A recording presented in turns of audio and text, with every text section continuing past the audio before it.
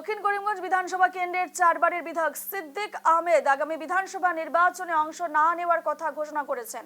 তার রাজনৈতিক উত্তরাধিকারী হিসেবে ছেলে তৌফিক রসুল আহমেদ নির্বাচনে প্রতিদ্বন্দ্বিতা করবেন বলে ঘোষণা করেন বিধায়ক আহমেদ।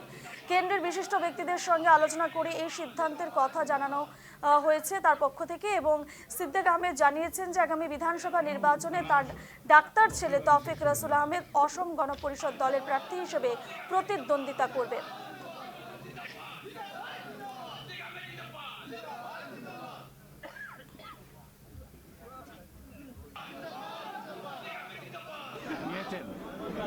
সেটাকে আমি স্বাগতম জানাই এবং আমি আশা করব উপরওয়ালায় যদি আমার ছেলেকে নির্বাচিত করেন যে আমার ছেলেকে আমি বলবো যে দক্ষিণ করিমগঞ্জের মানুষের স্বার্থের উল্টা যাতে কোনো কাজ না হয় এবং আমি যতদিন আছি আমি সাথে থাকবো।